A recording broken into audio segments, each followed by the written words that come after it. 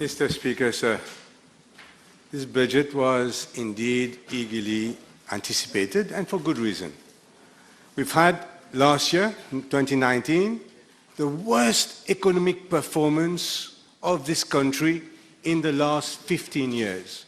Never for 15 years have we had an economic growth of merely 3%. And the last time that we had such a bad performance was when Honorable Pravin Jagnnath was himself Minister of Finance. So the budget was eagerly anticipated because people wanted to know how the structural issues, how the structural defects of our economy were going to be addressed by the Minister of Finance. But there were other reasons too. The Financial Action Task Force grey list, Mr. Speaker, including Mauritius, and now the EU blacklist have cast a long shadow, a dark black shadow, over not only our financial services, but also on the whole of our economy, even the real economy, as people say. And Mr. Speaker, there have been huge governance issues. The 7 billion rupee loss as bad debts of State Bank of Mauritius, Mr. Speaker, and the programmed death of Air Mauritius, both point to huge governance issues in the public sector and public and government-owned companies. And of course, to add to this, we've had the coronavirus, the virtual shutdown of the economy, and the complete closure of our borders. So there were real issues to be dealt with in this budget.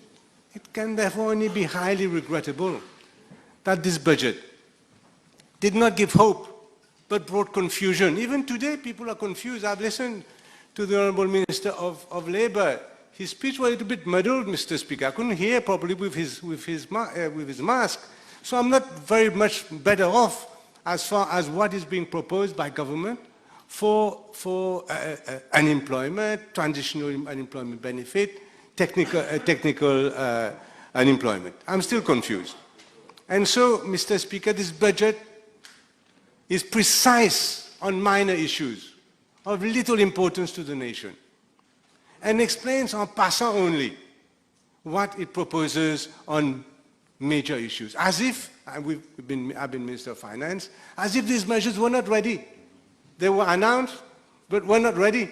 And therefore, when they were not ready, they were just like that, announced en passant. We know that even today, the Mauritius Investment Company, the details haven't been finalized. And I wonder whether some of the other things have been finalized and were just announced. So, Mr. Speaker, measures badly conceived and badly prepared. I was looking for a term to describe this budget, and I have to say it in French, Mr. Speaker.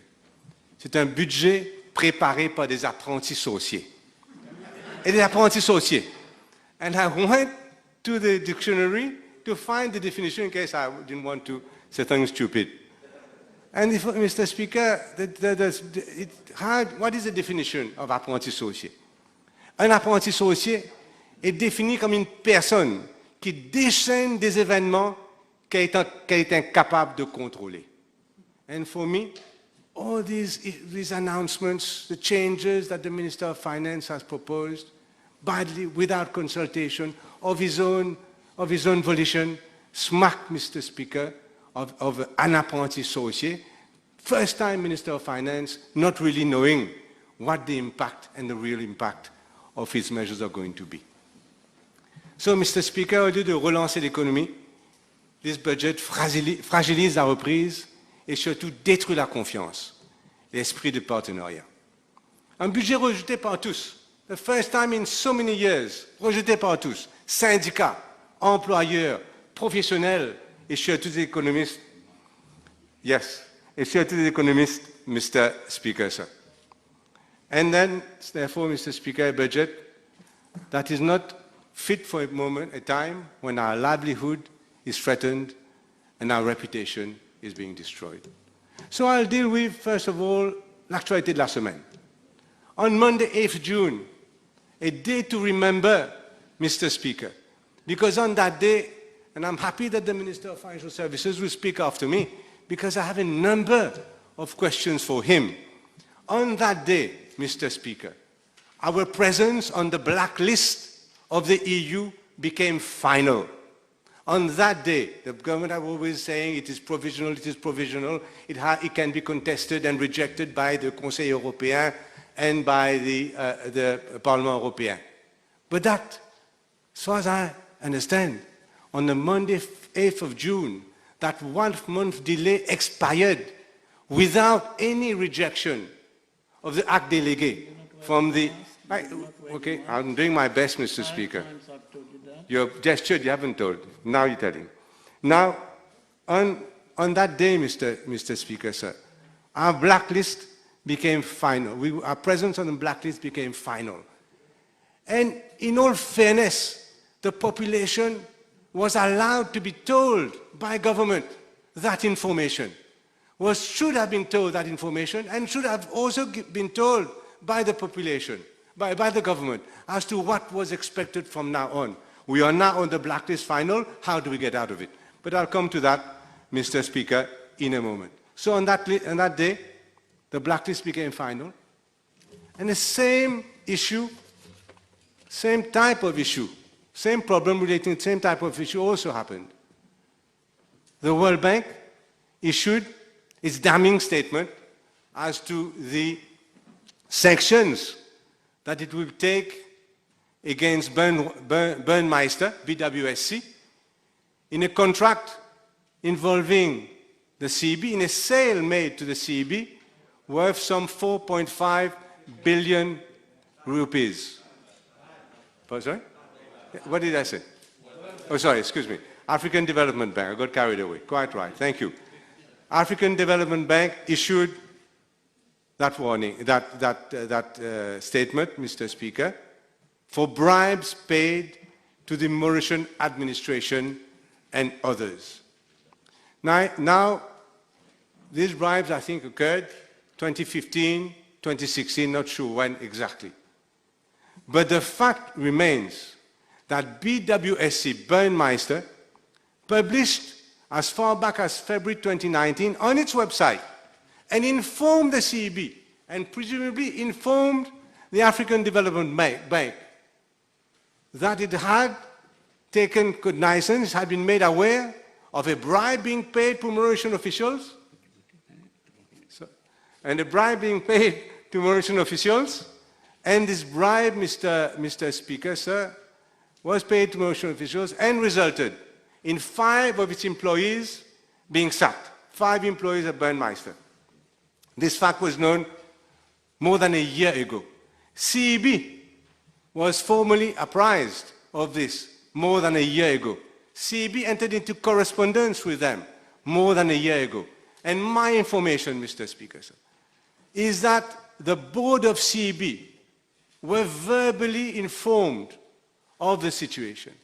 Now, can we imagine a government that has zero tolerance for corruption, has 2 members, 2 ministries represented on the board of CEB, and the people who have paid the bribes have all been sanctioned.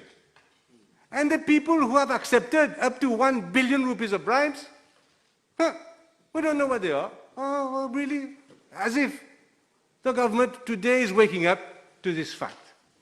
This is not, Mr. Speaker, acceptable in normal times, and especially now, in the week that the EU have put us on the blacklist. In fact, what we are saying to the EU is that you were right, you were bloody right to put us on the blacklist, because we knew of a substantial fraud and corruption in our country for the last year, and we did nothing about it, Mr. Speaker.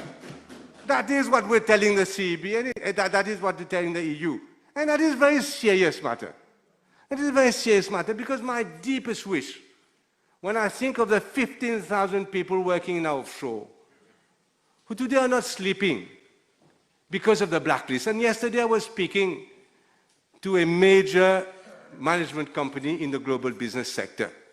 It had sampled, Mr. Speaker, its clients. And you know what he told me? he told me that 70% of the clients are saying that they will consider leaving Mauritius if we remain on the blacklist. And we are on the blacklist. The sanctions will take effect in October. So I'd like to ask the Honourable Minister, talking after me, firstly, why he made no statement to the House concerning the events of Monday and the finalization of the blacklist. Secondly, what was the nature and the conclusion of the phone call between the Prime Minister and Mr. Michel, President of the Parlement Européen, whether any commitments have been made and whether there is any light at the end of the tunnel following that phone call. What are now going to be the objectives of government? The third question, whether government will seek to first come out of the FATF grey list before being taken off the EU blacklist, or whether they have obtained some sort of comfort that we may address ourselves directly to the EU to be able, perhaps, maybe our only chance, to come out of the blacklist by October. And finally, what are the measures that are being taken to address the 5 deficiencies? And the 5 deficiencies, Mr. Speaker, so let's see what were the 5 deficiencies. The 5 deficiencies relate directly to institutional failure in Mauritius. The same failures that have brought SBM down, that have brought the Mauritius down, and that is plaguing this government, Mr. Speaker. And the CEB affair, I must say also, institutional failures. And what does the EU blame us for? And I quote now from the EU statement, Mauritius, failure to demonstrate that law enforcement authorities have the capacity to conduct money laundering investigations, including parallel financial investigations and complex cases. But that is a fact. The CEB shows that it is a fact. Was it not here a few years ago when I asked the PNQ to the Prime Minister about the Alvaro Sobrino affair? Was it not the person who brought, I don't know if it was a true letter to ICAC or a fictitious letter to ICAC, to say that the affair, the Sobrino affair, had been referred to ICAC? And we never heard anything else. In fact, we never hear anything else ever whenever a member of government is referred to ICAC.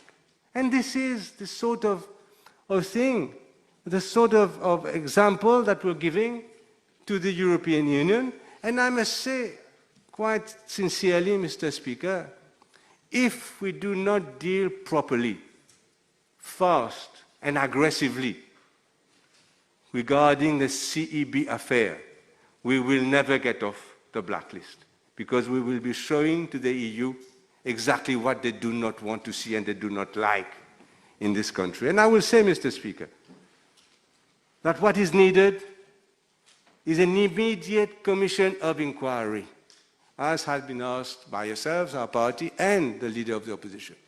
An immediate commission of inquiry chaired by a judge, sitting or retired, I don't mind, but please spare us, Mr. Duma. By a sitting judge, by a judge. And pending the conclusion of that we have that Honorable Colin Davelu, his sidekicks, Mr. Siti Naidu and the rest, that they all resign. Let's hope for them that they are cleared by the Commission of Inquiry. But the reputation of Mauritius dictates that we take appropriate action and vigorous action now. Why do I mention Honorable Colin? The Prime Minister was wrong. I was not in government. PMSD was not in government in 2014 when the first tender. But we were in government on 2015-16 for the second tender. That was an MSM PMSD government. Alliance, whatever, I can't remember the name. But I remember, Mr. Speaker, that Honorable Xavier Luc personally brought this Saint Louis, this Burnmeister affair, to government. On numerous occasions, he came up with it. So he was personally involved. He personally gave the certificate of urgency. He must, therefore, not only as a minister in charge of CEB, but as a person who dealt with the file himself. He said in a statement in the House, the first file that was on my table, he said, I quote, by memory, first file that was on my table when I joined government was the famous Saint Louis power station project. So it is for that reason, not for any other reason, that I'm saying that Honorable Xavier Luc must resign now. And his sidekicks must resign. Let the commission of inquiry happen, and let, Mr. Speaker, the conclusions come out. Because we have no faith in ICAC or the other institutions of Mauritius. Neither has the Financial Action Task Force any faith in them, neither has the European Union any faith in them. So that, Mr. Speaker, that is the issue. So our priority is to get off the blacklist, and I hope we don't come into the blame game. But I took cognizance this morning of press statement that the previous minister made. It's interesting, perhaps, if I should read just a little bit of what he said. Previous Minister, Honorable Sankar. I think he was not an angel himself, huh? But this is what he said. This is what he said, Mr. Speaker, sir. Il blâme le gouvernement de ne pas avoir donné assez de moyens et de pouvoir aux institutions comme l'Independent Commission Against Corruption et la police. Mr. Speaker, ce ne sont pas des mesures qui concernent directement le ministère des Services financiers. Elles avaient surtout trait à l'ICAC et la police. That's the 5 measures which the Honourable Minister has commented on so many occasions. So, elle avait surtout trait à l'ICAC et la police, et pour des raisons que vous devinez. This is a member, I presume, of the MSM still, an ex-minister of the MSM. Et pour des raisons que vous devinez, on n'a jamais permis à certaines institutions d'évoluer en toute liberté. Now, if the European Union sees that, my friend, we are cooked. We are cooked. And this is the minister in charge of the file saying that he was in charge of the file for the last 5 years or so, 3 years or so. So there you go. This is the soup in which this government has put this country into, Mr. Speaker, sir. Now, going to other issues. So before I finish, I'll ask the government, members of the government, to read a book which is called Why Nations Fail. Very interesting book, co-written by someone called James Robinson. And it tells you there, Mr. Speaker, that nations succeed, not because of any mineral wealth that they may have. There are so many examples around Africa, but because of the institutions, the man-made institutions that are created. And they fail because man-made institutions fail. And Mauritius does not deserve to be a failed nation, Mr. Speaker, sir. As I go on, Mr. Speaker, again, as I go on, I'd say that the time now is not for the blame game. The time now, I hope the minister will take my request seriously and come up with a serious speech as to the events from Monday and how we see the future. 15,000 families will wait for your statement in a moment. And this leads me also to Senegal, Mr. Speaker, very quickly. It is our fault. Our fault that Senegal has denounced our treaty. The Prime Minister met the President of Senegal, Macky Sall, who I know, and promised that we would meet in November. Isn't that right? That we would meet in November. Not we, that the ministries would meet in November to thrash out a new double taxation agreement.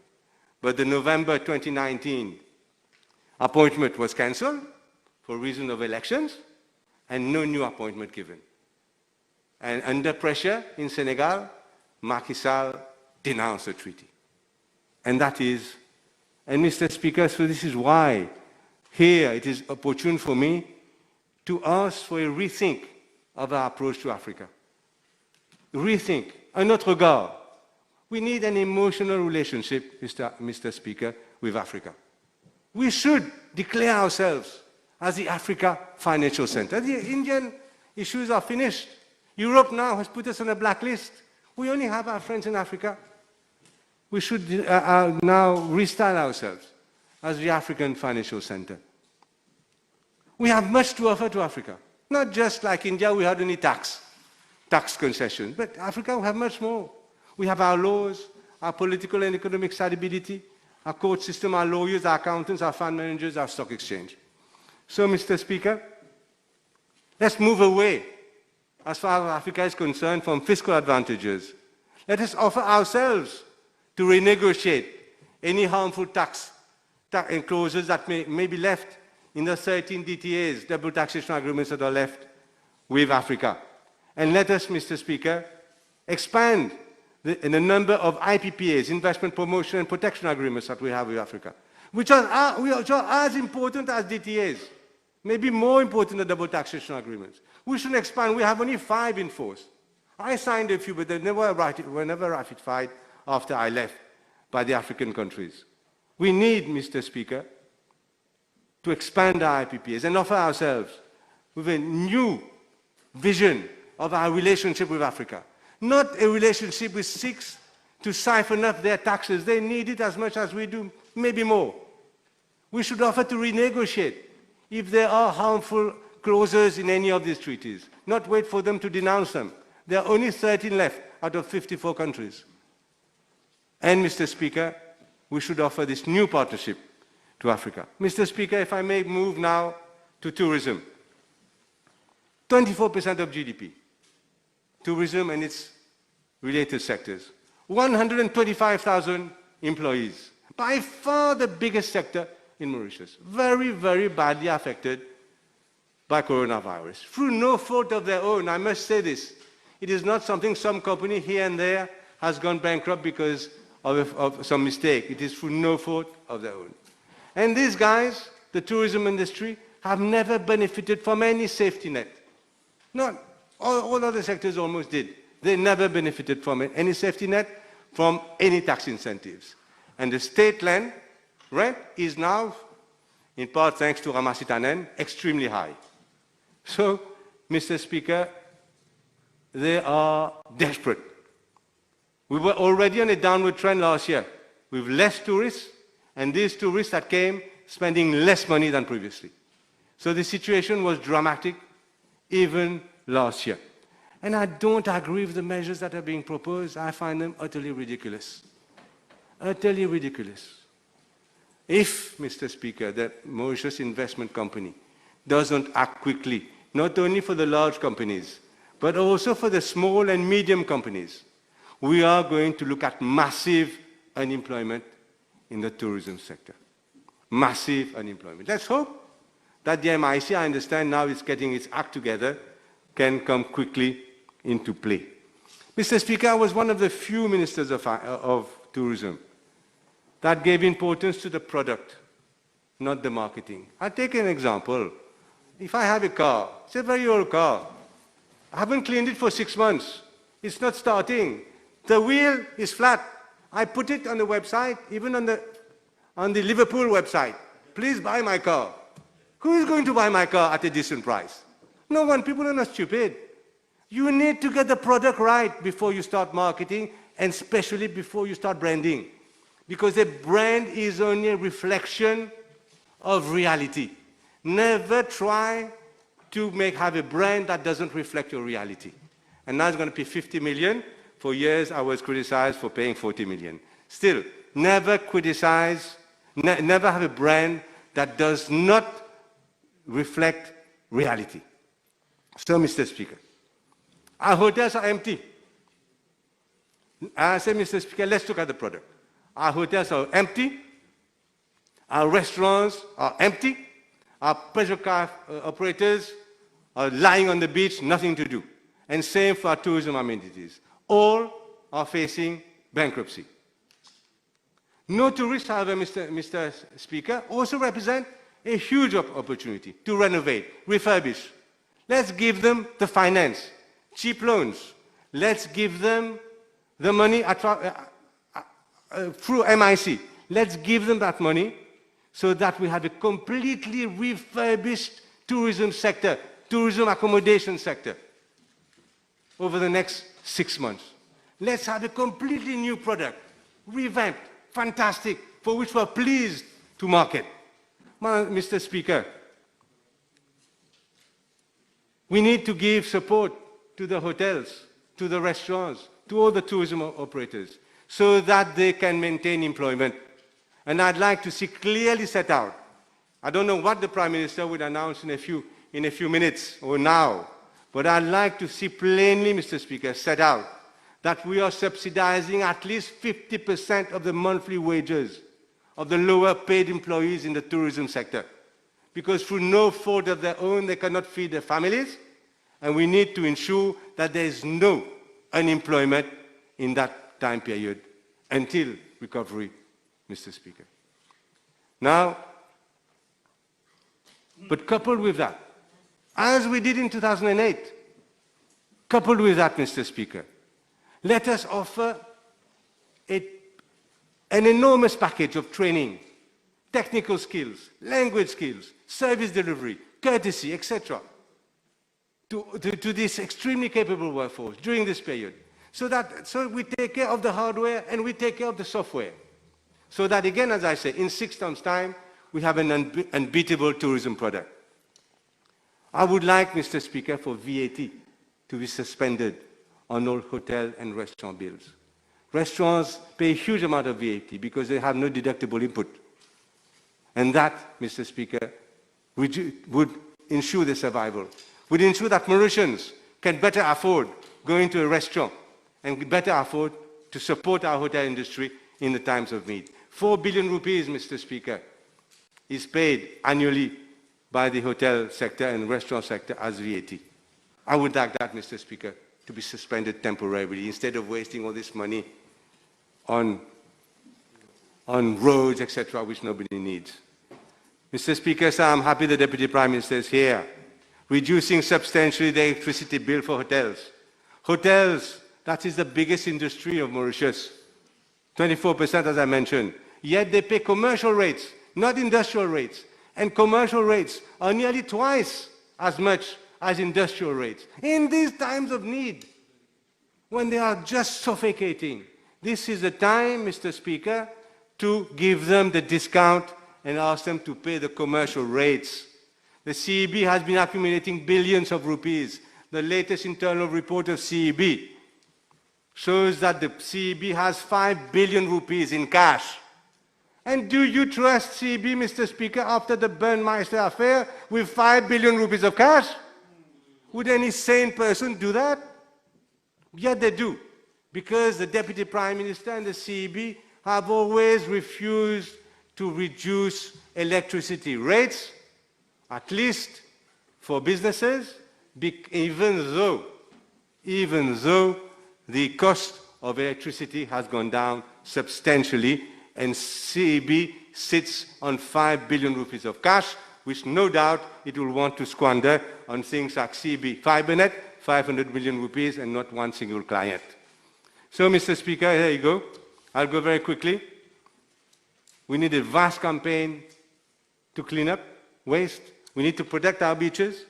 We need to embellish our countryside. We need to promote nightlife. People come here to enjoy themselves. Let's not forget.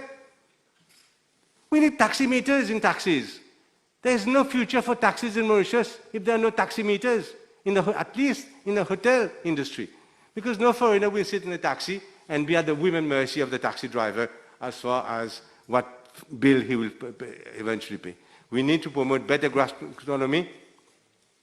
And therefore, Mr. Speaker, the whole idea is for in 6 months' time, let's say December, when we start again, we have a far better tourism product than now, and then we put the money where our mouth is, we give MTPA twice the amount of funds is necessary for them to market this fantastic world-beating product. This is at this price that we will be able to combat the decline of the tourism industry that we have seen under the previous Minister Gayan, which has led to negative growth in 2019. Mr. Speaker, the other pillars are not faring much better.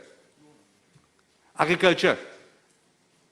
Minister Siratan, who speak after me, was the Minister of Agriculture. He will know that under his mandate, previous mandate, land under sugar cultivation has fallen by another 1,000 hectares under his mandate, Mr. Speaker. Export of sugar has constantly fallen, and in 2019 we exported 70,000 tons of sugar less than we had done in 2014 under his mandate, Mr. Speaker, sir. And we were promised last year to have some reforms proposed by the World Bank. Nothing came out. This year, this budget, no mention of the World Bank. But worse, Mr. Speaker, I think a lot of people are talking about food security and all that. Do you know, Mr. Speaker, do you know that land under food crops cultivation in Mauritius has fallen under his mandate by 1,200 hectares, by 1,200 hectares from 2014 to 2019, 15%. And tonnage produced by 20,000 tons has fallen. From 100,000 tons, this is in Statistics Mauritius, you can go and check, to 94,000 tons. That is the figures that I have, and I can back it up. Now, Mr. Speaker, agricultural policy has been a disaster under this and the previous government. Onions has fallen by half the production of onions in Mauritius. And it's not any better in Rodrigues, huh? But Rodrigues is even worse. How much time?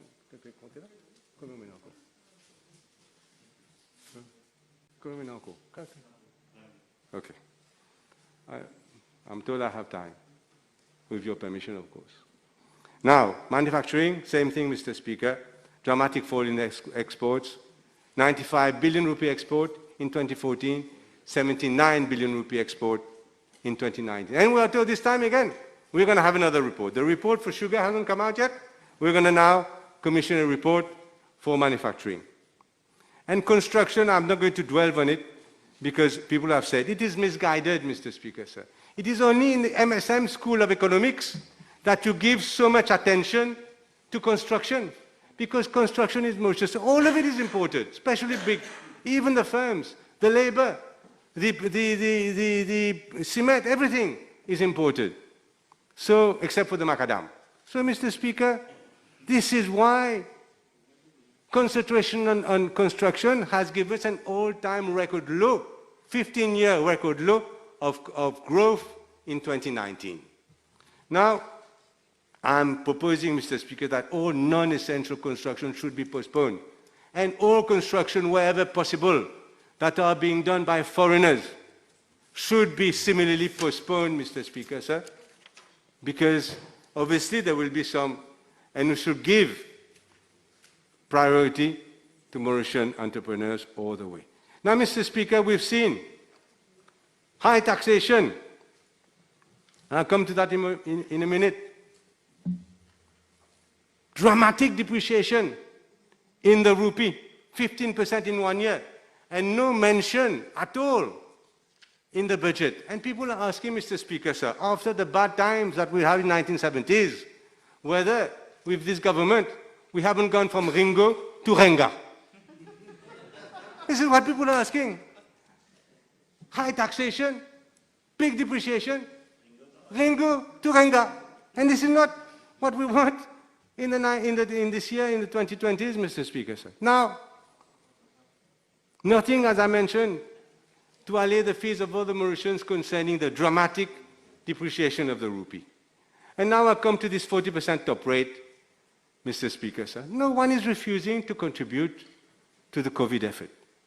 But Mauritius is not a high tax jurisdiction. I ask the government not to make a mistake between high tax rates and high tax revenues. They are not the same. Often they're contradictory. The higher the tax rate, often the lower the tax rate. And I'll give you an example, Mr. Speaker, because all Ministers of Finance, I thought, knew this. I'll give you the example, Mr. Speaker, of 2008. On the 6th June 2008, Ramasitanen announced a drop of the income tax rate, halving of the income tax rate from 30% to 15%. That was in June 2008. And you know what, Mr. Speaker? In the following year, income tax receipts increased from 10.5 billion rupees to 13.5 billion rupees. This is history, Mauritian history, Mauritian financial history. Drop of half in the top tax rate, 30 to 15%, increase of 3 billion rupees in income tax revenues because you get better compliance and higher economic activity.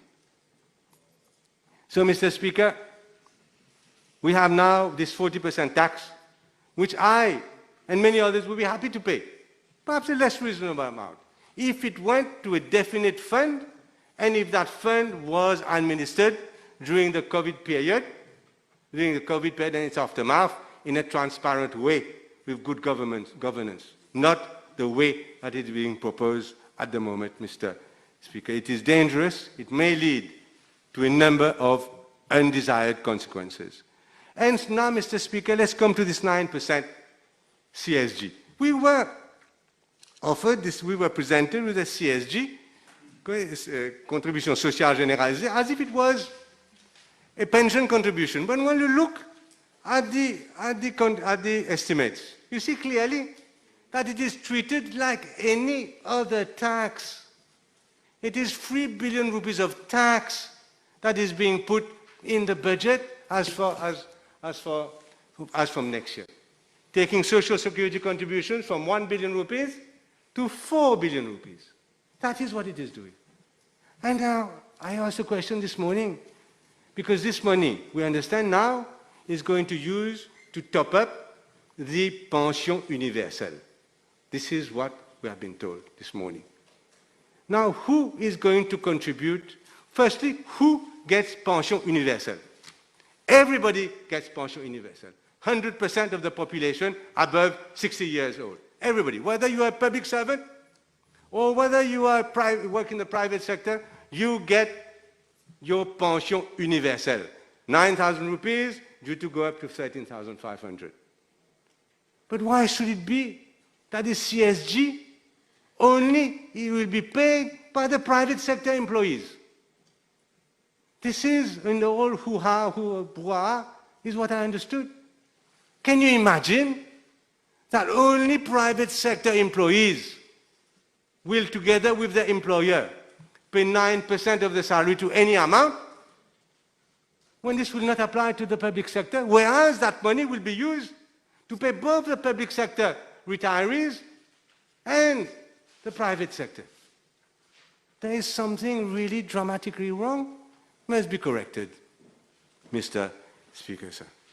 Now, someone was telling me this morning that he was obviously a professional guy, that he would work from January to July for the government, and for July, from August to December, he will work for his family and himself.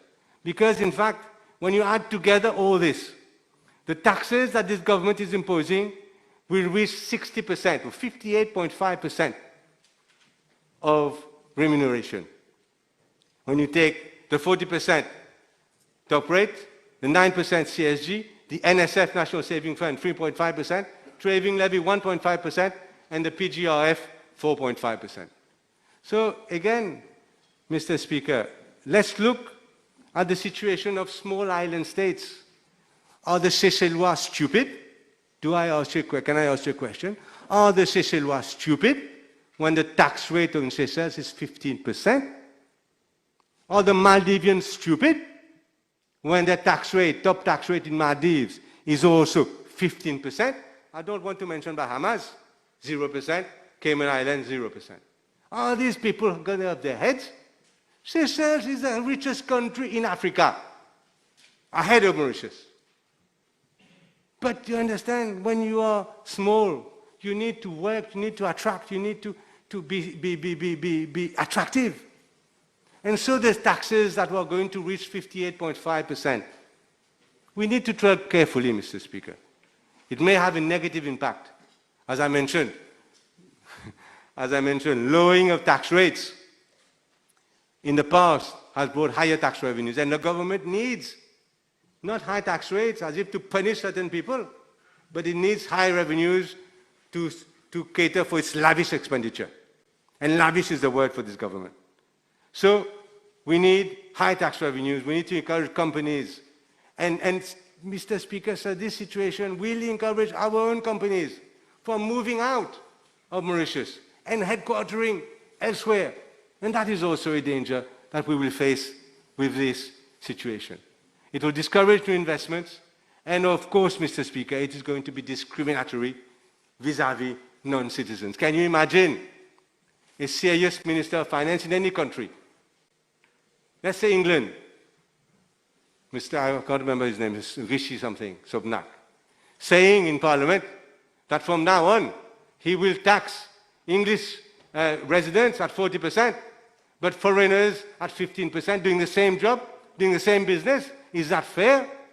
Can you be a hairdresser and pay 40% tax on Mauritian, and your next door neighbor is a foreigner, also a hairdresser, and he's paying 15%? That is unfair and intolerable, Mr. Speaker. I won't go. I have a little bit of time left. I don't want to get carried away, but the lowering of the limits for investment here to 2 million rupees is going to endanger a lot of people. When I was Minister of Tourism, I tried to do my best to encourage Mauritians to work in Mauritian hotels. Because we accept it or not, foreigners have an added advantage on us. They speak better French. They speak better English. They've gone probably to better schools, better universities, and will come here. And they actually compete with Mauritians. They may wipe out whole sectors, Mr. Speaker, sir. So, I am against, Mr. Speaker, the lowering of the thresholds for investment to 2 million rupees only. And for foreign residents, I brought foreign residents the first thing in 1999. It was 500,000 rupees when I brought it in 1999. And it has now, 20 years later, whatever, been brought to 350,000. Mr. Speaker, I'm not going to be long. BOM financing, Bank of Mauritius Finance, I just have this thing to say. It has given 150 million rupees lent or given to government.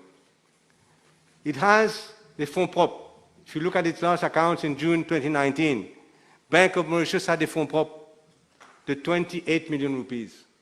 Of these 28 billion rupees, 28 billion rupees, it gave 18 billion rupees to the government in December. So it is left now with 10, 11 billion rupees. Let's say it's made some profits on the depreciation of the dollar, but lost also money on its investments. Let's say now it is now 20 billion rupees. A company, a corporation which has 20 billion rupees decides to give a gift to government of 60 billion rupees. Where is the sense in that? Where is the logic in that? Where is the accounting in that, Mr. Speaker? And unbelievable that you would seek, anyone would seek to give away 3 times their wealth to somebody else. And therefore, the answer, of course, is in the ability of the Bank of Mauritius to print money. It has gifted 3 times what it has in its own shareholders' funds, its own fonds propres, and will print money with all the dangers that come with it in terms of hyperinflation and in terms of depreciation of the rupee. Mr. Speaker, I will finish with this. We had expected a budget that recognized that the greatest asset of Mauritius are not buildings, but its people. The people are the greatest asset.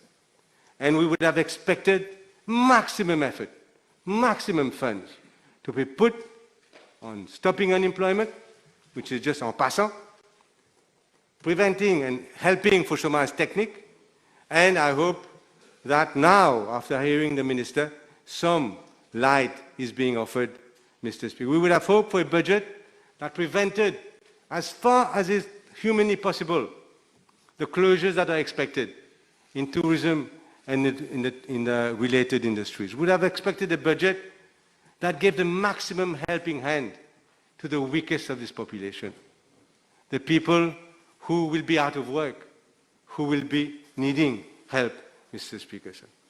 So we would have expected the budget that would have put maximum effort in a massive reskilling of our workforce, prepare them for the new normal, which will be digital more than previously, which will involve new challenges, and also help to solve the historical mismatch, this massive reskilling that has always existed. So we would have expected, instead of a reduction in the education budget, an increase, a large increase in the education budget. Okay, I'm finished, Mr. Speaker.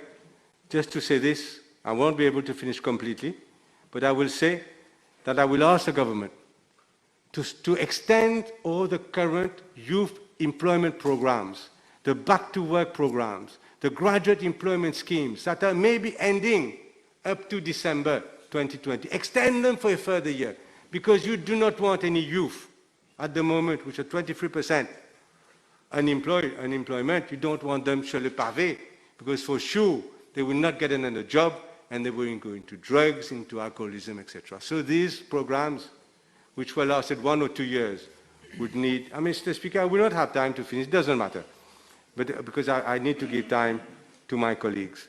Mr. Speaker, I'll finish on the Riambel issue. Government has no right, I may have a legal right in Riambel and in Pointe-aux-Sables, may have a legal right to, although they did not have a legal right during the COVID, but may now have a legal right to evict these people. They do not have a moral right. Until and unless you develop and propose and put into action a decent housing policy, you have no right to evict people. And don't tell me that you'll be doing 12,000 houses for 12 billion rupees, 1 million rupee per house. Then what will you get after the infrastructure and all that is taken out? You will get, what is, let the minister come and explain on Monday when he speaks, what he is proposing as a house that is going to cost, after withdrawing infrastructure, etc., something like 700,000 rupees per house.